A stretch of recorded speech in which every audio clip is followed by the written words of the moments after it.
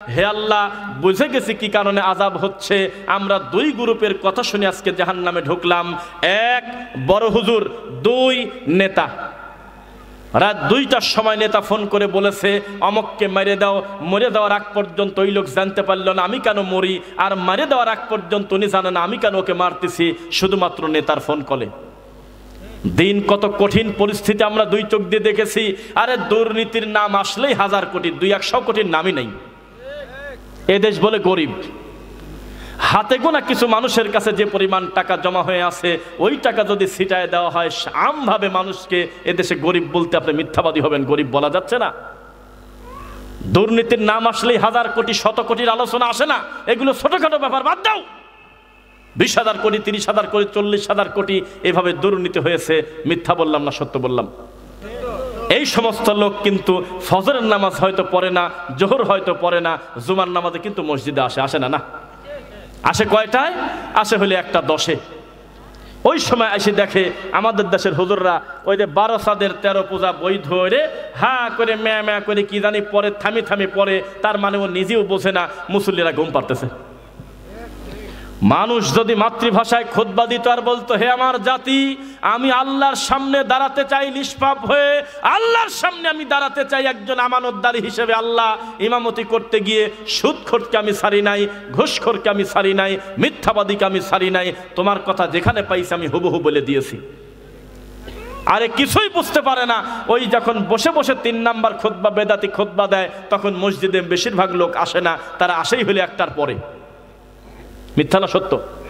এইভাবে চলতেছে সমাজ। মানুষ পরিবর্তন হবে কিভাবে? এইবার সবাই আমার দিকে তাকাবেন। যার উপরে কোরআন নাজিল হয়েছে তাকে বলতেছে আপনি বলে দেন, কুল হাল ইয়াস্তাবিল আ'মা ওয়াল বাসীর। হে পৃথিবীর মানুষ শোনো, কানা মানুষ আর চোকালা মানুষ যেমন, দিন বোঝা মানুষ আর দিনহারা মানুষ তেমন। কুল হাল ইয়াস্তাবি যুলুমাতু ওয়ান নূর, অন্ধকার আর আলোর পার্থক্য যেমন, দিন বোঝা মানুষ আর দিনহারা মানুষ তেমন। কুল হাল ইয়াস্তাবিল আহইয়া ওয়াল আমওয়াত, তাজা মানুষ আর মরা মানুষ যেমন মেলে না, যারা দিন বোঝে তারা আর দিনহারা মানুষও তেমন মেলে না। কে কাকে জবাব দেবে? ইসলামী অধিকার কাকে বলে? বিশাল বড় প্রতিষ্ঠান, 7 তলা 10 তলা, বিশাল বড় বিশ্ববিদ্যালয়, বড় করে গেটে লেখা এসো আপনার বিদ্যার জন্য, এসো সেবার জন্য বেরিয়ে যাও, আছে নাকি লেখা? তো শিখলই কি আর সেবাটা করবে কি? এত বড় প্রতিষ্ঠানে প্রতিদিন 2 ঘন্টা নাচ শেখানোর জন্য সাংস্কৃতিক টিচার ভিন্ন করা আছে, প্রতিদিন ইংলিশ শেখাবে এইরকম 3 জন টিচার আছে, প্রতিদিন বাংলা পড়াবে 2টা টিচার আছে, প্রতিদিন উর্দু শেখাবে, ফার্সি শেখাবে তার একটা টিচার আছে, প্রতিদিন গান শেখাবে তার একটা ভিন্ন শিক্ষা, চারুকলা একটা ক্লাস আছে, শরীর চর্চা করবে তার ভিন্ন টিচার আছে, কিন্তু 1 ঘন্টা আল্লাহর কোরআন পড়াবে এইরকম জায়গা ওই মসজিদের মাদ্রাসার মতো নাই। কি শিক্ষা অর্জন করবে? কোন লজ্জায় লিখেছেন যে বিদ্যার জন্য এসো, সেবার জন্য বেরিয়ে যাও? এটা বিদ্যা নয়। যেই বিদ্যা ওহির বিদ্যা নয়, যেই বিদ্যা কোরআনের বিদ্যা না, যেই বিদ্যা আল্লাহর কথা শেখায় না, এটা হলো ইবলিসের বিদ্যা। ঠিক কিনা বলেন? ছোটবেলা থেকে তার ফাউন্ডেশন তৈরি হয়ে যাবে, কোনটা হালাল, কোনটা হারাম, কোনটা শিরিক, কোনটা বেদাত। মনে পড়ে গেল 31 নম্বর সূরা লুকমান। আল্লাহর কাছে তিনি নবী কিনা তা মানুষ জানে না, তবে অধিকাংশ লোকের মতে আও আবদান সালিহান, তিনি আল্লাহর একটা নেককার বান্দা। কেউ কেউ বলেছেন নবী, তার নামে একটা কোরআন মাজিদে সূরা আছে। তিনি আর তার ছেলে কথা বলতেছে, ইয়া বুনাইয়া, হে আমার ছেলে, লা তুশরিক বিল্লাহ, হে আমার কলিজার টুকরা সন্তান, আল্লাহর সাথে কোনোদিন শিরক করো না। আছে কিনা বলেন? আর আমাদের বাচ্চাদেরকে ছোটবেলায় শেখায় যে কান্না করে না, তোমার আব্বা আসতেছে, অথচ আব্বা সৌদি থাকে। ছেলের পিঠে থাপড় দিচ্ছে আর বলতেছে কাঁদে না, কাঁদে না, এই তো তোমার দাদু আসতেছে, অথচ কেবল হাটে গেল, এখনো প্রায় 2 ঘন্টা পরে আসবে। মিথ্যা কথা শেখাচ্ছে বাচ্চাকে, উল্টাপাল্টা বাঘের ভয়, কুত্তার ভয়, বিড়ালের ভয়, বানরের ভয়, টিকটিকির ভয়, তেলাপোকার ভয়, পিঁপড়ার ভয়, জোকের ভয়, সাপের ভয়, এই সমস্ত ভয় দেখায় দেখায় বাচ্চাকে ব্রেন শান্ত করতেছে। বাচ্চাকে আল্লাহর ভয় দেখানোর টাইম পায় না। আল্লাহ প্রতিদিন রাতের 3 ভাগ 2 ভাগ যখন পার হয়, একদম পৃথিবীর একদম নিকটতম প্রথম আসমানে নেমে এসে বলে, আল্লাহ হে আমার বান্দারা শোনো, কি দরকার আমার কাছ থেকে চাও। ব্যবসায় বরকত লাগে বলো, ব্যবসায় ধ্বংস হয়ে গেছে বিপদ থেকে বাঁচার জন্য বলো, ঋণ থাকলে ঋণ কর্যের জন্য আমাকে বলো, যা দরকার আমাকে বলো, আমি তোমাকে পূরণ করে দেব। ঠিক ওই টাইমে আপনার ছেলে ঘুম পাড়তে যায়। ও যখন চোখ খোলে তখন বাদে সকাল 10টা। তবু আপনি বলতেছেন যে আমি একজন পুরুষ। আপনি এখনো বুঝতে পারেন নাই, দেশের মানুষ বিপদের শেষ থাকে না। এই মুহূর্তেও আমাদের সঙ্গে মিডিয়ারা পর্যন্ত ঠাট্টা মস্কারা করে কিনা? কথাটা বেশি কমন হয়ে যায়। এই যে আপনার পাশের জেলা বগুড়া দুপচাচিয়া একটা ঘটনা ঘটে গেল। সমস্ত লোক আমরা গালিগালা করলাম ডাকাতকে, ওরে ডাকাত তুই কি কাজটা করলি রে, তুই কিভাবে এই নিরীহ মহিলাটাকে মারি ফ্রিজের ভিতরে ঢুকালি আর বাড়িতে ডাকাতি করে আসলি। মানুষটাকে না মেরে জিনিস নিয়ে গেলে তো তাও হয়তো 1 দিন 2 দিন পরে প্রমাণ হলো তার ছেলে মারছে, ডাকাতের দোষই নাই। তারপরে প্রায় 2 দিন তার ছেলেকে বলল, মাদ্রাসায় পড়ে কি শিখলি, নিজের মাকে হত্যা করে দিলি, পিছন থেকে মুখ চাপ দিয়ে ধরে, তারপরে কুড়াল দিয়ে সাইডে কুপাকুপি করলি যাতে প্রমাণ করা যায় যে বাড়িতে ডাকাত আসছিল। সেটাও আমরা বিশ্বাস করে লিখলাম ছেলেটা কত খারাপ। 2 দিন পরে প্রমাণ হলো ছেলেও জানে না উপরতলার ভাড়াটি মারছে। কোনটা দেখবেন, কোনটা শিখবেন, কোনটা বুঝবেন, কোনটা মানবেন, দেখা জিনিসও বিশ্বাস করা যায় না। আর মুরব্বীরা শোনা কথা বিশ্বাস করছে এক সময়, এখন দেখা জিনিস পর্যন্ত বিশ্বাস করা যায় না। অথচ এই খবরগুলো যারা দিচ্ছে তারা হলো মূলধারার মিডিয়া। এই খবর যিনি ভেরিফাইড করতেছে তিনি হলো প্রশাসনের লোক। কাকে বিশ্বাস করবেন, কাকে অবিশ্বাস করবেন? এই জাতি হলে এইরকম হুজুগে বাঙালি। কোন রকম একটা টপিক পেলে, নতুন কোন সিনেমা উদ্বোধন যদি হয়, আমাদের ল্যাংটা ছেলে ফেলে ঠিক না পেলেও হুজুর মানুষ ঠিক পায়। কোন জায়গা কোন ছবি মুক্তি পেল, কে বিশ্ব সুন্দরী, এই সমস্ত কথা জালসার মঞ্চে সে বক্তব্য দিচ্ছে। মিথ্যা না সত্য বললাম বলেন? কারা কিভাবে বিড়ি খায়, কারা কিভাবে নাচে, কারা কিভাবে গান গায়, কে হিন্দি গান বলছে সেটা নকল করে জালসার মঞ্চে বানিয়েছে রঙ্গমঞ্চ। মানুষ খালি হাসে আর লাভ দিয়ে দিয়ে উঠতেছে। এটা হলো আমাদের দেশের ওয়াজ।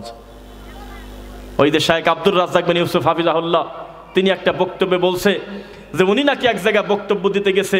বক্তব্য যখন প্রায় 1 ঘন্টার উপরে হয়ে গেছে, তখন মহিলা প্যান্ডেল থেকে মহিলারা বলতেছে, ওয়াজ করে না কি কামে, খালি গল্পই তো করে। ওয়াজ মানে হলো কানে হাত দিয়ে খালি হু হু করে কাঁদা।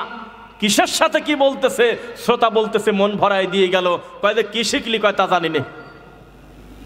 এটা হলো আমাদের দেশের অবস্থা। এখন যদি সবাইকে যদি বলি একটু হাত তোলেন, তোলার পর আপনি খালি বলবেন যে এই মানুষগুলোকে একটু জিজ্ঞাসা করব, আপনি আল্লাহর নবীর 5টা হাদিস মুখ দিয়ে বলেন আর সূরা ফাতিহার অর্থটা একটু মুখ দিয়ে বলেন, আমি শুনবো। 10টা 5টার বেশি হাত উঠে দাঁড়া থাকবে না। এই জাতিকে কিভাবে পরিবর্তন করবেন? রাসূল সাল্লাল্লাহু আলাইহি ওয়াসাল্লামের সুন্নাহ মানে না, প্যান্টটা টাকনুর নিচে এখনো পর্যন্ত আছে, নামাজের টাইমে খালি তোলে, আবার নামাজ শেষ করে বারান্দায় এসে জুতা পায়ে দেওয়ার সময় আবার নিচে দিয়ে দিচ্ছে। এ জাতি কিভাবে পরিবর্তন হবে? যার দিকে আল্লাহ তাকাবে না। যেই জাতির হুজুর হলে জর্দা দিয়ে পান খায়, যেই জাতির হুজুর হলে তাবিজ বিক্রি করে খায়, এই জাতির হুজুর দিয়ে এই জাতির কি কল্যাণ হবে? এখন একটা তিতা কথা বলি, আপনাদের ঘাড়ের উপর যেতে পারে, রাগ করবেন না। ইদানিং কাছাকাছি সময় দেখতেছি, অন্য সময়ও দেখা গেছে যখন ভোটের আগে পাশে হয়েছে এরকম, এখন এক একটা মরার জানাজা হলে এক একটা রাজনৈতিক সমাবেশ। অন্তত 15 জন লাগে বক্তব্য দিচ্ছে, কে কোন পদে আছে, কার বাপ কিনা, কে রাস্তা করছিল একদিন, কে কি করছিল, এই সিরিয়াল নাম্বার বলে বলে নিরীহ মানুষকে দাঁড় করায় 1-1.5 ঘন্টা ধরে ভাষণ চলে, লাশ তার সামনে, তবুও তারা দাবি করতেছে আমরা মুসলিম। এই মুসলমানের কি কল্যাণ হবে? লা আজান আজান নাই, ওয়ালা নেদা ডাকাডাকি নাই, ওয়ালা ইকামা ইকামত নাই, ওয়ালা রুকু রুকু নাই, ওয়ালা সুজুদ সেজদা নাই। এইরকম একটা সালাতের নাম হলো সালাতুল জানাজা, যেটা হাত বাঁধার পরে 4টা তাকবীরে ভিন্ন ভিন্ন দোয়া মাইয়াতের জন্য আমরা অন্তর থেকে করব। এটাই হওয়া উচিত ছিল, কিন্তু আমাদের জানাজাগুলো হয়েছে এক একটা রাজনৈতিক সমাবেশ। মিথ্যা বললে আপনি বলেন। লাশকে সামনে রেখে 1 ঘন্টা বক্তব্য দিচ্ছে, চক্ষু লজ্জায় মানুষ কিছু বলতে পারে না। এত বড় টানা রোদের ভিতরে মাইয়াতকে সামনে দাঁড়িয়ে আছে, যেই ইমাম বলতেছে আল্লাহু আকবার, আর ইমামের মাথার উপর ঠাটা পড়ছে। 1 ঘন্টা দাঁড়িয়ে থাকতে পারলো। বাপের বেটা হলে যদি বলতো চেয়ারম্যান সাহেব বসেন, মেম্বার সাহেব বসেন, রাগ করবেন না, মাইয়েতের সামনে বক্তব্য দেওয়ার জায়গা না। এখানে শুধু দুইটা কথা হবে। এক, ঋণ সংক্রান্ত কথা হবে। তার বড় ছেলে বলবে আমার বাপ পেলে দিয়ে দেন, আর বাপের কাছে আপনারা পালে আমরা দিয়ে দেব। কেউ কি আছেন? দুই, আমার বাপ মানুষ, তার ভুল ভ্রান্তি আছে, সমাজের মানুষ আপনারা ক্ষমা করে দিবেন আমার আব্বাকে। বাস, জানাতে হবে। চেয়ারম্যান সাহেব রাগ করবেন না, এই অনুমতি নাই। আল্লাহর নবী নিষেধ করেছে, আমিও নিষেধ করলাম। নবীরটা মানবেন না, আপনার মনেরটা মানবেন, আপনার ব্যাপার। একটা জানাজায় যদি বাপের ম্যাটার মতো বলে দিত, সহজেই জানাজায় নোংরামি হতো না, কিচ্ছু বলে না। হুজুরের ইমানের পাওয়ার কত! হুজুর মনে করছে চেয়ারম্যানের বক্তব্য ঠেকাই দিলে পিঠের চামড়া তুলে দেবে, অথব্যের মতো দাঁড়ায় থাকে। যেই বলতেছে আল্লাহু আকবার আর সূরা ফাতিহা চুরি করছে। এত টাইম পাইল হাতে, কিন্তু সালাম ফেরানোর আগে যেই হাত বেঁধেছে আর সূরা ফাতিহা পর্যন্ত পড়ার সুযোগ নাই, বলতেছে সুবহানাকা আল্লাহুম্মা রাব্বানা বিহামদিকা, চট করে শেষ করে দিচ্ছে। অথচ চিরদিনের জন্য লোকটাকে একটু বার দাফন করে আসবো। বেদাতির লজ্জা হবে কবে? আপনি কি মাথা খারাপ? 4-5 লক্ষ মানুষ আমাদেরকে ফলো করতেছে, আরো কত মানুষকে কত ফলো করে। এই বক্তব্য এখন শুনতেছেন কয় হাজার মানুষ, অথচ লক্ষ লক্ষ মানুষের কাছে এই মিডিয়ার সামনে পৌঁছে যাবে কিনা বলেন? আপনি কি মনে করেছেন শুধু আহলে হাদিসরাই ওয়াজ শোনে, কোনো বেদাতি আমাদের বক্তব্য শোনে না? কত বড় নির্লজ্জ, কত বড় বেহায়া! এখনো পর্যন্ত তারা কবরে খেজুরের ডাল গাড়ে, অথচ তারা জানে এটা নবীর জন্য খাস ছিল। পরবর্তীতে জীবনে আবু বকর কোনোদিন গাড়ে নাই, আমার নবী কোনোদিন গাড়ে নাই। এটা জিবরাইলের সাথে কথা হচ্ছিল একটা ব্যাপারে, তবে এখন আর খেজুরের ডাল গাড়া যাবে না। এখন কি গাড়া বন্ধ করছে নাকি? এখনো পর্যন্ত বেদাতি হুজুর কবরের চারপাশে 4টা খেজুরের ডাল গাড়ে, 4টা খুঁটি গাড়ে। এখনো পর্যন্ত বেদাতি হুজুর বলে না যে মসজিদের সীমানায় এত বড় কবর রাখা যাবে না, আলাদা একটা প্রাচীর দিতে হবে, কিছুই বলে না। এখনো পর্যন্ত বেদাতি হুজুর বলে না খবরদার মরা মানুষের বাড়িতে গিয়ে কোরআন খানি আমরা করব না, কুলখানি মৌতি খানা খাবো না। আমরা শকুনের জাত না, আমরা মানুষের জাত। আমরা অন্তর থেকে তার জন্য দোয়া করব, আমরা কোরআন পড়ে তার জন্য এইভাবে কান্নাকাটি করে বেদাত করব না। চিৎকার দিয়ে যদি বলে দিত আল্লাহর ঘরের মেম্বারে দাঁড়িয়ে, মানুষ সংশোধন হতো। কিছুই বলে না, বেহাক্কে লা ইলাহা ইল্লাল্লাহ বলতেছে, আর পাবলিক খুশি হয়ে 2-1000 টাকা দিয়ে দিচ্ছে। ওই যে একটা আয়াত বলে আবার আরেক দিক চলে গেছিলাম, একটু তাকান। ইবলিস আপনার থেকে কত চালাক! কেন? ওয়াযায়্যানা লাহুমুশ শাইতানু আ'মালাহুম, শয়তান তাদের আমলকে সাজিয়েছে। তার একটা প্রমাণ দেখাই। আমাদের এলাকায় ছোটবেলায় আমরা মিলাদ পড়া দেখেছি, মিলাদের শেষে যাও দিত। যাও চেনেন? যাও পায়েস চেনেন? আমরা 2 চোখ দিয়ে দেখছি, আল্লাহর কসম। কলার পাতার উপরে আমরা নিজেরা কলার পাতা ছিঁড়ে ছিঁড়ে নিয়ে যেতাম, আমাদের এই কলার পাতার উপরে একটু করে পায়েস দিয়ে দিত, নিয়ে মারতাম দৌড়। 1 ঘন্টা মিলাদ পড়ছি। মিলাদের পরে যেহেতু একটু জিলাপি দেবে, একটু বাতাসা দেবে, এই আশা আমরা বাচ্চারা দাঁড়িয়ে থাকতেন না? মুরব্বী মানুষ যায় না, কারণ তার বাড়িতে আছে 3 থেকে 4টা নাতি। এই নাতিদের জন্য কিছু এই ধরে যদি লাভরা, এই আশায় বসেছিল। তখন ইবলিস অ্যাডভান্স হয়ে যাচ্ছে আস্তে আস্তে। একটা পর্যায়ে ইবলিস দেখলো কেন মিলাদের লোক কমে যায়, কে ব্যাপারটা কি? মিলাদের জোশ আসে না কে? তাহলে জিলাপি ঢোকায় দাও। জিলাপি যখন দিল তখন মানুষ আরো কিছু বাড়তে বাড়তে একটা পর্যায়ে জিলাপিও যখন দেখে যে মানুষ খায় না, ডায়াবেটিস হয়ে গেছে, এখন বিরিয়ানি ঢোকা দাও, গরু কাটো। এই লজ্জার কথা যদি বলি আমার চোখ দিয়ে পানি আসবে। আমার এই বক্তব্য হয়তো আমার সেই রিলেটিভ শুনবে, শুনুক। আল্লাহর কসম, আমার এক খুব নিকটতম আত্মীয়, তার বাপ মরে গেছে। এই জন্য মরার কারণে গ্রামের লোক তাকে প্রেশার দিয়ে তাকে কিস্তি তুলাইছে। কিস্তি টাকা নাই, তাই কি গরু দেওয়া লাগবে না? শকুন খাওয়াবা, বোঝো না? তখন 3 ভাই না 4 ভাই, আল্লাহর কসম এখনো পর্যন্ত সে কিস্তি টানে, আল্লাহর কসম কিস্তি টানে।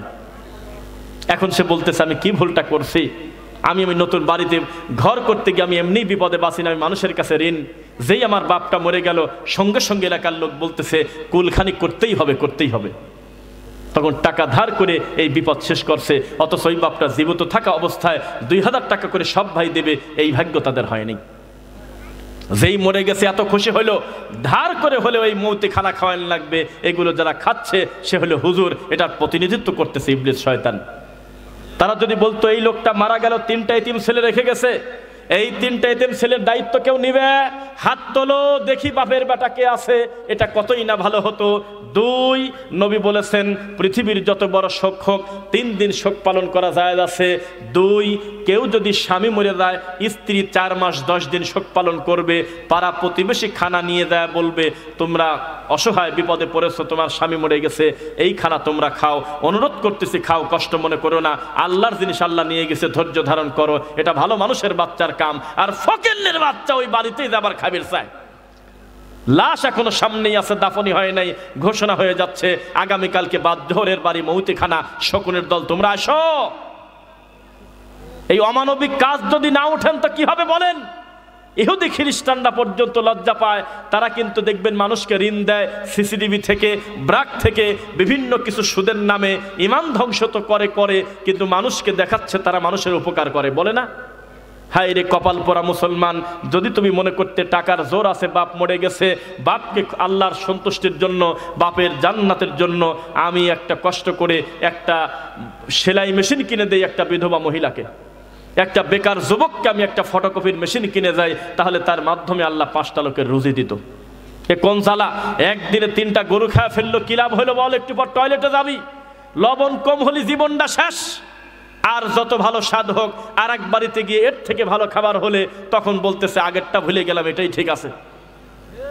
সবাই পেঁয়াজ ছলে, রসুন ছলে, মরিচ কাটে, সারাটা দিন ওই বাড়িতে মরা লোকের নামই নাই, খালি লোক কোথান থেকে আসবে, কতজন আসবে, কতজন চেয়ার, কতটা টেবিল, এগুলো নিয়েই খালি মরা বাড়িতে আলোচনা হয়। মিথ্যা না সত্য? বোঝা যাচ্ছে না দূর থেকে এটাকে মরা বাড়ি না বিয়ে বাড়ি? এই লজ্জা কোথায় রাখবেন? এটা সামাজিক জাহিলিয়াত, এগুলো সমাজ থেকে ওঠে না। টাকা কুক্ষিগত করে রেখেছে। করদে হাসানা বলে একটা ইবাদত আছে, এই সমাজের মানুষ তা জানে না, এজন্য তাদের ঘাড়ের উপরে চেপেছে হলো সুদ। কি চাপছে? সুদ। করদে হাসানা বোঝে না, বিনা সুদে মানুষকে টাকা দেওয়া যায়, দিলে দানের থেকে বেশি নেকি পাওয়া যায়, এই সমাজের মানুষ তা জানে না। প্রতিবেশীর হক জানে না। প্রতিবেশী এমন একটা গুরুত্বপূর্ণ ব্যাপার। আল্লাহর নবী সাল্লাল্লাহু আলাইহি ওয়াসাল্লাম বলতেছে, মা যালা জিবরিল ইউসিনি বিল জার, আমার কাছে একজন জিবরাইল এসে আমার প্রতিবেশীর ব্যাপারে এত গুরুত্বের ব্যাপারে কথা বলতেছিল, হাত্তা জানান্তু আন্নাহু সাইওয়ারিসু, আমি নবী মনে করছিলাম একটু পরে আমার সম্পদের ওয়ারিস না খালি বানা দিয়ে যায়। প্রতিবেশীর গুরুত্ব এত বেশি। হে আবু যার, তরকারিতে একটু পানি অতিরিক্ত ধরে দিও যাতে ঝোলের পরিমাণ বাড়ে, এইটা দিয়ে তুমি তোমার প্রতিবেশীর উপকার করতে পারবে। সে আমলটা কোন জায়গা? আয়েশা দাঁড়িয়ে গেলেন, আম্মাজান দাঁড়িয়ে গেলেন, হে নবী, আমার যদি 2 জন প্রতিবেশী থাকে আমি কাকে দিয়ে আগে শুরু করব? নবী বললেন, তোমার বাড়ির কাছাকাছি যে হয় তাকে আগে দাও, তারপরে সিরিয়াল করতে থাকো। এই আমল কে করবে? হে আব্দুল্লাহ ইবনে আব্বাস শোনো, হে ইবনে মাসুদ শোনো, হে আবু যার শোনো, তোমার বাড়িতে যদি কেউ ছাগলের খুর, দুম্বার খুর পরিমাণ একটা হাদিয়াও যদি কেউ বাড়িতে পাঠায়, তুমি তার জন্য কল্যাণের দোয়া করো, এই হাদিয়া তুমি গ্রহণ করো। এই পীরের এই খানকার কি হবে বলেন? এখন রাসূল সাল্লাল্লাহু আলাইহি সাল্লামের তরিকার বাইরে এই পৃথিবীর মানুষ পাল্লা দিয়ে চলতেছে। কিভাবে আল্লাহর দয়া পাবেন? আমার মুসলমান মার খেলে আমাদের ব্যথা লাগে, সারা পৃথিবীর মুসলমান হলো একটা কলিজা, একটা আত্মা, শুধু শরীরটা আলাদা। যেমন সারা দুনিয়ার কাফেররা কিন্তু এক মুসলমানের বিরুদ্ধে, ঠিক কিনা? হিন্দু কাফের, খ্রিস্টানও কাফের, ইহুদিও কাফের, কিন্তু দেখবেন মুসলমানের বিরুদ্ধে আবার সবাই এক। খ্রিস্টানের সৃষ্টিকর্তা খুব কম, মুসলমানের পরে খ্রিস্টানদের হলো সৃষ্টিকর্তা সবচেয়ে কম, মাত্র 3 জন। কয়জন? আল্লাহ, আল্লাহর স্ত্রী মরিয়ম, আল্লাহর ছেলে ঈসা, নাউজুবিল্লাহ পড়েন। সবচেয়ে কম হলো তাদের ভগবান, সৃষ্টিকর্তা হলো কম ইহুদিদের, তারপরে এরপরে বৌদ্ধ, এরপরে আছে হিন্দু। যা লড়ে সবই ভগবান, যেটা নড়ে না সেটাও ভগবান। তাদের একজনের সাথে আরেকজনের ধর্মের পার্থক্য আসমান আর জমিন, দিন আর রাত, রাত দিন পার্থক্য এক ধর্মের সাথে আরেক ধর্মের। কিন্তু মুসলমানের বিরুদ্ধে যখন কথা ওঠে সমস্ত কাফের তখন এক হয়ে যায়। তোমার ধর্মে লেখা আছে, জীবে দয়া করে যেই জন সেই জন সেবিছে ঈশ্বর। আর এই মায়ানমারের রোহিঙ্গা মুসলিমদেরকে একের জীবন্ত কচু কাটা করে তাদের রক্ত খাইছে এই বৌদ্ধরা, দেখেন নাই? দেখেন নাই? অথচ তাদের বইতে লেখা, জীবে দয়া করে যেই জন সেই জন সেবিছে ঈশ্বর, তার মানে জীবই হলো আল্লাহ, নাউজুবিল্লাহ। অথচ এই কুকাম করে তারা। খ্রিস্টানরা কিভাবে পরিকল্পনা করে, ইহুদি কিভাবে পরিকল্পনা করে, অথচ সারা পৃথিবীর সমস্ত ইহুদি এক জায়গা করলে 3 কোটিও হবে না, 3 কোটিও নাই, অথচ ইহুদি নাম শুনলেই একটা আতঙ্ক ভাব আছে কিনা বলেন? আর আমার আর আপনার সংখ্যা হলো 250 কোটি। কয় কোটি? 250 কোটি মুসলমান। আমরা মুনাজাত করে কাঁদি, সামিয়ানার উপরেই তো মুনাজাত যায় না, আরো সাজিমে যাবে কবে? আমাদের মুনাজাত হলো বিদাতি পদ্ধতি, আমাদের চাওয়া হলো শিরকি পদ্ধতি, আমাদের চাওয়া হলো কুফরি পদ্ধতি, আমাদের হলো মাজারে গিয়ে ইমান শেষ, মানুষের কাছে সহযোগিতা আছে, ইমান শেষ। এই ইমান নিয়ে কাজ হবে না, এই ইমান তো মাজারে পড়ে থাকে, এই ইমান তো আল্লাহ ছাড়া পীর ফকিরের নীতিতে বিশ্বাস করে, তখন আল্লাহর দয়া পাওয়া যাবে না। আল্লাহর নবীকে আল্লাহ বললেন, ওয়ালাকাদ নাসরাকুমুল্লাহ বিবদর ওয়া আনতুম আযিল্লা। হে নবী, আব্দুল্লাহ বিন উবাই সুলুল 3 ভাগের 1 ভাগ পিছন থেকে লোক ভাগানি চলে গেছে। কোন যুদ্ধে? হ্যাঁ, উহুদ যুদ্ধে। কোন যুদ্ধে? কোন যুদ্ধে বলেন না তো? 3 ভাগের 1 ভাগ লোক পিছন থেকে ভেগে নিয়ে চলে গেল। আমার নবী দুঃখ করতেছে, হারে আমার লোকই হলো অল্প, তাও আবার 3 ভাগের 1 ভাগ নিয়ে গেল। হায় রে মুনাফিকরে, তুই একটা কাজ করলি। আল্লাহর নবীকে আল্লাহ সান্ত্বনা দিচ্ছে, ওয়ালাকাদ নাসরাকুমুল্লাহু বিবদরি ওয়া আনতুম আযিল্লা। হে নবী, আপনি কি ভুলে গেলেন বদরে আমি আপনাকে কিভাবে জয় দিয়েছিলাম? আপনার কি মনে আছে? আপনারা ছিলেন মাত্র 313, ওরা ছিল 1000-এর উপরে, আমি আল্লাহ তাদের উপরে আপনাদেরকে জয়ী করে দিছি। ইত্তাকুল্লাহ, আল্লাহকে ভয় করেন, আল্লাহর শুকর আদায় করেন। আমি সেই আল্লাহ এখনো ওই রকম আছি, আমি আবার বিজয়ের মালা আপনার গলায় দিয়ে দেব। লা তাহিনু ওয়ালা তাহজানু আনতুমুল আ'লাউনা ইন কুনতুম মুমিনিন। তোমরা যদি মুমিন হতে পারো, তোমাদের কোনো চিন্তা নাই, ভয় নাই, বিজয়ের মালা আমি তোমাদের গলাতেই দেব। এত বড় দামি কথা কোরআনে থাকার পরেও এই বেদাতি হুজুর বলতেছে তাদের সংখ্যা নাকি বেশি, সেজন্য তারা বলে হক। আমাদের হুজুরদের ওয়াজে লাখ লাখ মানুষ হয়, আমাদের হুজুর 40 বছর বুখারি পড়ায়, আমাদের হুজুর হলো বড় হুজুর, আমাদের মাদ্রাসার বয়স হলো 300 বছর।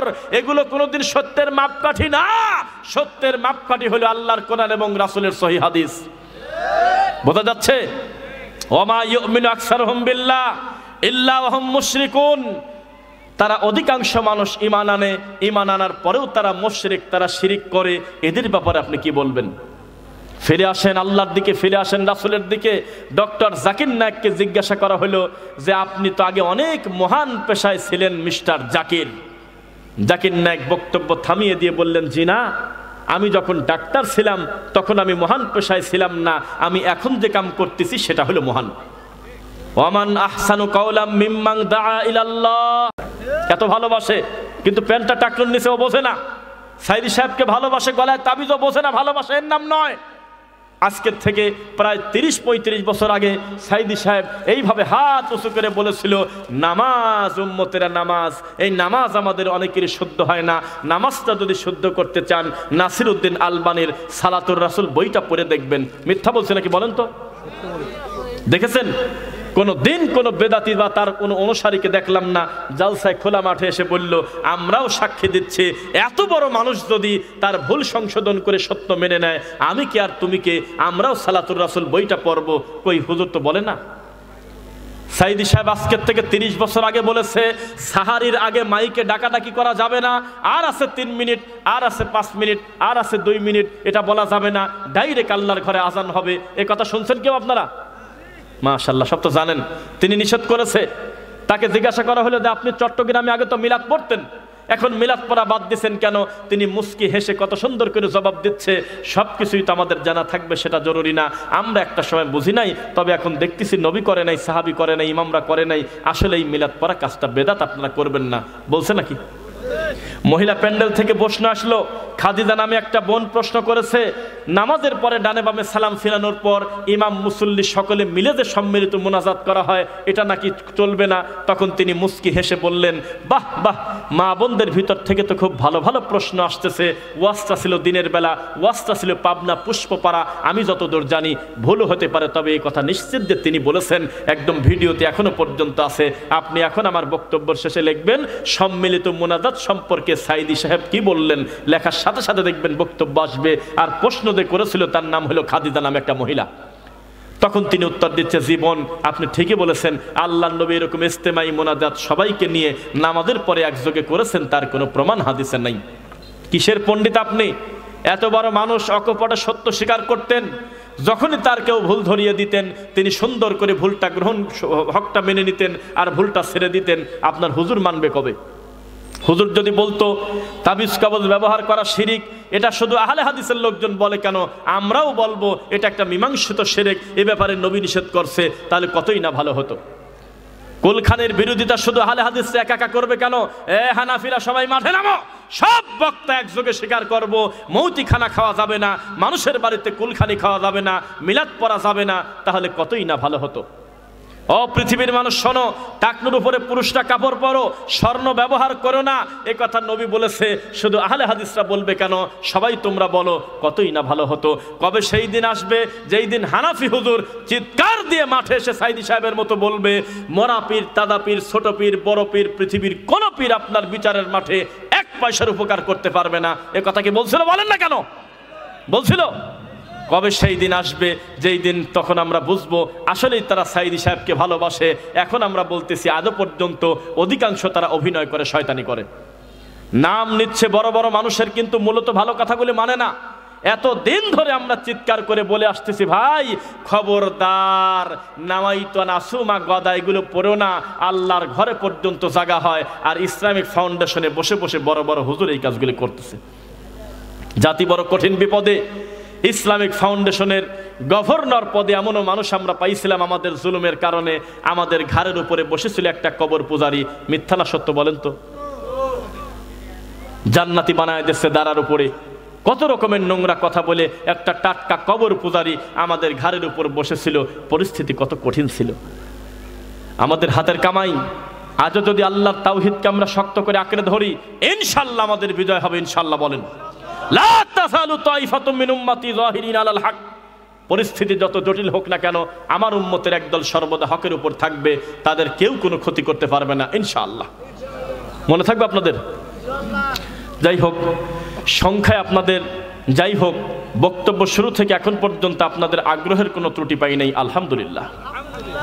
এখন আপনাদের একটু ভুল ধরে দেই। প্রথমে মিডিয়ার ভাইদের বলি। প্রথমে বললে আপনারা অন্যান্য বেদাতি হুজুরদের মতো বলতেন যে এগুলি পার্সোনাল কথা বলে কেন। মিডিয়ার ভাইদের আমি চিনি না, তবে একটা কাজ ভুল করছে। আমার পূর্বে যিনি বক্তব্য দিচ্ছিলেন তিনি একজন যোগ্য মাদানী আলেম। তিনি বক্তব্য দেওয়ার সময় সম্ভবত এরা এই ক্যামেরা চালু করছিল, এটা তাদের ভুল, এটা তাদের অন্যায়, এটা তাদের এটা করার দ্বারা তারা যেন না করে। তাদের মাধ্যমে বহু কল্যাণ হচ্ছে। এই ক্যামেরা হলে এরকম গিলাস, এই গিলাসে পানি ভরেও খাওয়া যায়, আবার মদও খাওয়া যায় না? কোনো দিন আমরা এই মিডিয়ার আপনার মূল্যায়ন অস্বীকার করতে পারবো না। তাদের মাধ্যমে আমাদের এই কথাগুলো লক্ষ মানুষের কাছে পৌঁছে যাচ্ছে। এখন যদি ইউটিউবে লেখেন শিরকের ব্যাপারে, বিদাতের ব্যাপারে কিছু বক্তব্য শুনতে চাই, দেখবেন যে শত শত সালাফি বড় বড় বিদ্বানদের বক্তব্য সিরিয়ালে পেয়ে যাবেন। অবশ্যই এটা তাদের কল্যাণে হয়েছে, অস্বীকার করবো না, কিন্তু উচিত ছিল ক্যামেরাটা অনেক আগে চালু করে রাখা, আমার বক্তব্য এবং আগের আলোচক শেখের বক্তব্য পুরাটা নেওয়া। এটা ভুল করছে। দুই, যখন একটা রানিং একটা প্রতিষ্ঠানের বক্তব্যের পর্দায় আছে, ঠিক আছে আমরা বুঝতেছি যে আপনাদের একটু কষ্ট হচ্ছে, এটাও দিনের ভালোবাসায়, ব্যক্তিগত স্বার্থ নাই, তবু সরাসরি না বললে ভালো হতো যে শেষ করেন, বসেন, এগুলো একটু বিব্রত হয়, আমাদেরকে একটু লজ্জা লাগে। আমরা তো বুঝি নিয়ম হলো যখন একজন আলোচক আসবে সঙ্গে সঙ্গে বাকি তিনি তার জায়গা থেকে তিনি শেষ করে দেবেন, এটা হলো নিয়ম উপস্থিত হয়ে গেলে। আর না হয়তো তাকে আনাই লাগবে দেরি করে, যে থাকুক, রেস্ট থাকুক, যখন নিয়ে আসবো তারপরে লোকটাকে আর বসায় রাখবো না, এটা ভিন্ন কথা। কিন্তু আপনাদের বোঝা উচিত আজকের এই মাহফিল বলেন, যাই বলেন, এই প্রতিষ্ঠানের সবচাইতে বড় সম্পদ হলো আমাদের সোনার টুকরা ছেলে মেয়ে, যেগুলো পাগড়ি নিল আর হাফেজ হইলো আর বোরকা নিল, কথা বুঝছেন? এরাই হলো আমাদের সম্পদ। তো এদের জন্য তো আমাদের একটু সময় দিতেই হবে, নাকি বলেন? দুই, আমি আমার এই অতিথি ভাইদের প্রতি আমি সন্তুষ্ট, আল্লাহ তুমি তাদের প্রতি সন্তুষ্ট হয়ে দাও। রানিং বক্তব্য ঠেকায় দিয়ে বহু মাহফিলে এই অতিথি এই দেবতা ঠাকুর পূজা করতে যায়, জীবনটা শেষ।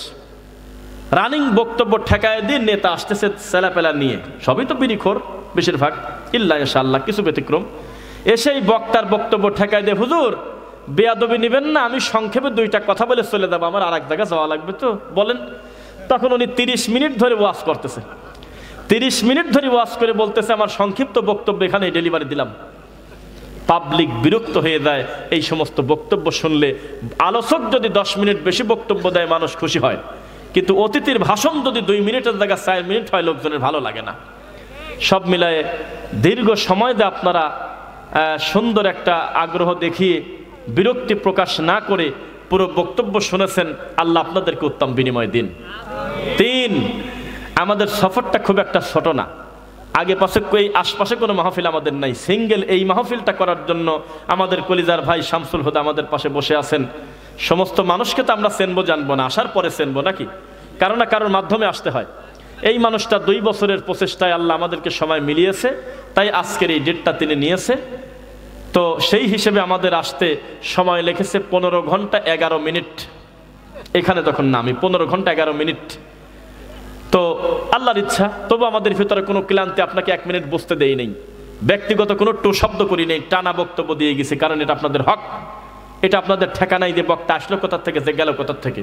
যদি নাগেশ্বরী এসে মরে যেতাম তাহলে 2-1 বলতেন যে ওনার এখানে এসে মরা উচিত ছিল, এভাবে ওনার ওই জায়গা মরাটা ঠিক হয় নাই।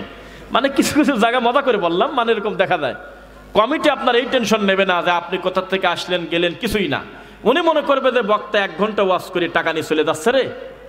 তাই আসতে আমাদের এক প্রিয় ভাই রায়হান ভাই কাউনিয়ার একটা দামি কথা বলছে, এটা বলে শেষ করি। ভাই বলতেছে কি, এই যে বেদাতি হুজুররা গান বলে, মিথ্যা কথা বলে, উল্টাপাল্টা বক্তব্য দিয়ে হিন্দি গান বলে 1 লাখ টাকা নিয়ে চলে যায়, এই টাকা নিয়ে গেল, এটার ব্যাপারে আমার কোনো কথা নাই, আমার এটা ভালো লাগলো। বলতেছে টাকা নিক, কিন্তু টাকাটা নিয়ে করলোটা কি? টাকাটা নিয়ে জাল হাদিস বলে চলে যাচ্ছে।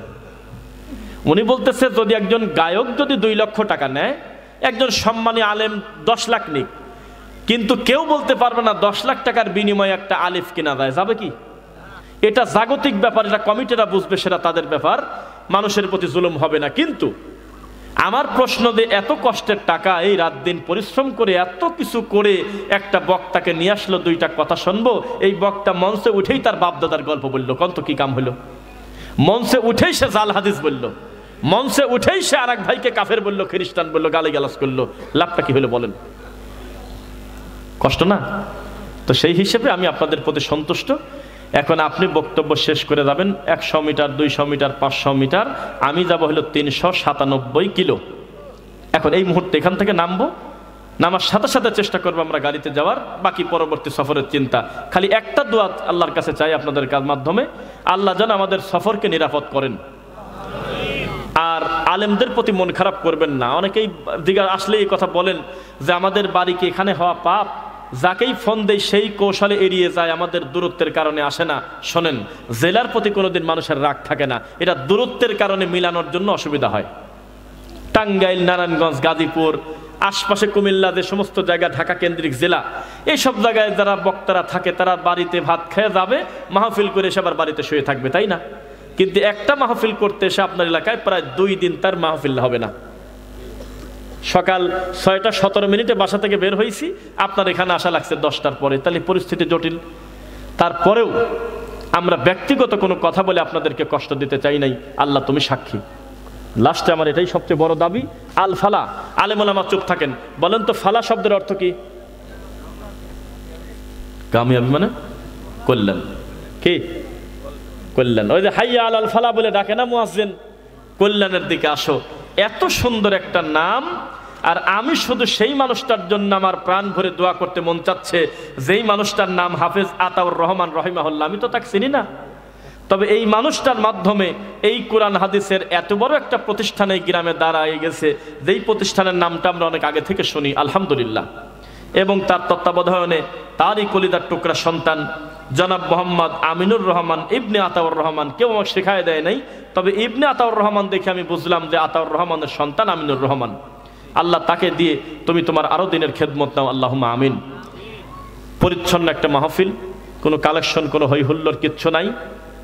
আপনাদের ব্যাপারে একটা পজিটিভ কথা শুনলাম, এলাকার মেয়ে ছেলে ফেলে নাকি খুব পর্দা করে, মহিলা মানুষ নাকি খুব একটা বেশি বাইরে ঘোরাফেরা করে না, সত্য না মিথ্যা? তারপরে এলাকায় নাকি বাদ্যযন্ত্র খুব একটা বাজে না, বিয়ে শাদী সুন্নাতে খাতনা, সত্য না মিথ্যা? তাহলে আমি বললাম তাহলে আমি যাবো, আস্থা করবো কি? সবই তো আল্লাহ আল্লাহ, আলহামদুলিল্লাহ। কিন্তু একটা কাজ আপনাদের ভুল আছে, শেষে মনে পড়ে গেল, জমি সংক্রান্ত ব্যাপারে আপনাদের কিছু ভুল আছে। আপনারা সুদের সাথে জড়িত, এটা অন্যায়। আপনারা কি করছেন? 2 লাখ টাকা 3 লাখ টাকা দিয়ে 2 বিঘা 3 বিঘা জমি আপনি দিয়ে দিয়েছেন, যেদিন টাকা ফেরত দিবেন সেদিন জমি ফেরত দিয়ে দেবে, এটা সুদ। এটা কি? আপনি এই কথা বলবেন যে ভাই 50,000 টাকা দাও, 20,000 টাকা দাও, টাকাও শেষ, 1 বছর সময়ও শেষ, এটা জায়েজ। 2, কোনো দিন কোনো মানুষের সম্পদ জোর করে খাবেন না, মনে থাকবে। কাগজপাতি রেডি, ছেড়ে দিবেন। এতদিন ছিল ভোগ দখলের উপরে একটা ব্যাপার, কিন্তু আগের সরকার একটা নিয়ম করে গেছে, সম্ভবত দলিল যার জমিতার। কি দলিল যার জমিতার, দখল কতদিন করলে সেটা বড় কথা না। তা আসলে ইবাদতের ব্যাপারেও তেমন হওয়ার কথা ছিল, এতদিন করছে সেটা বড় কথা না। যেই প্রমাণ হবে আমার এই কর্মটা বিদআত, সঙ্গে সঙ্গে ছেড়ে দেবো। কথা বুঝতে পারলেন? আল্লাহ তুমি আমাদের অতীতের ভুলগুলো ক্ষমা করো। আল্লাহ আল্লাহ দূর দূরান্ত থেকে আমাদের যে সমস্ত প্রিয় ভাইয়েরা এসেছেন, আসা যাওয়ার ভিতরে তুমি আল্লাহ আমাদের কল্যাণ নিহিত রেখে আমাদের অতীতের ভুলগুলো ক্ষমা করো। আল্লাহ আল্লাহ এই প্রতিষ্ঠানটার সঙ্গে টাকা দিয়ে, বুদ্ধি দিয়ে, শ্রম দিয়ে, মেধা দিয়ে, জায়গা দিয়ে আতাউর রহমান হাফিজাহুল্লাহ রহিমাহুল্লাহ সহ তার সন্তানরা যারা রক্ষণাবেক্ষণ করতেছে, আল্লাহ তুমি তাদেরকে উত্তম বিনিময় দান করো। আল্লাহ আল্লাহ সুবহানাহু ওয়া তাআলা আমাদের এই প্রতিষ্ঠানটা ভর্তি করে, পূর্ণ করে আমাদের মেয়ে ছেলে ফেলে দিন শিখবে, আল্লাহর তাওহীদ শিখবে, কানায় কানায় পূর্ণ হয়ে থাকবে আল্লাহর তাওহীদের মার্কাজ আল ফালাহ প্রতিষ্ঠান। এই দোয়া তোমার কাছে রেখে আল্লাহ সুবহানাহু ওয়া তাআলা আমরা বক্তব্যের না, এই কাজ মিডিয়া আমি এটা করবো না, এটা অন্যায়। না না না, এগুলি এটা সমস্যা, এইটা নিয়েই যত ঝগড়া ঝাঁটি, যত ঝামেলা, কারণ এগুলি করা যাবে না। হ্যাঁ, এগুলি হবে না, কারণ এই প্রশ্ন উত্তর দিতে গিয়ে আমাদের বড় বড় শায়েখরা পর্যন্ত আজকে বিতর্কিত। কারণ এখানে উত্তর হলো হ্যাঁ না, হালাল হারাম, তাই না? এই জন্য আমাদের হাতে এগুলো তুলে দিয়ে আমাদেরকে আর ঝামেলায় ফেলেন না। এমনি কিন্তু কুকুরের মাংস খায় না, কিন্তু আমরা আর এক ভাইয়ের মাংস খাই, এটা কি বোঝেন? আকীদা এক, মানহাজ এক, সব ভালো, আমলও ভালো, কিন্তু শুধুমাত্র হিংসার অহংকারের কারণে একজনের লেজ ধরে টানতে টানতে ইজ্জতে ফেসবুকে ভালো মানুষ আর ঢোকা যাচ্ছে না। এই দৃশ্য দেখে দেখে বেদাতিরা মজা নিচ্ছে, এটা আমাদের খুব খারাপ। একজন শায়েখকে বড় করতে গিয়ে টিক চিহ্ন দেছে, আর একজন শায়েখকে ছোট করতে গিয়ে এই লাল চিহ্ন দিয়ে চোখ ঢেকে দেছে। আছে কিনা এরকম বিয়াদ্দব? খবরদার।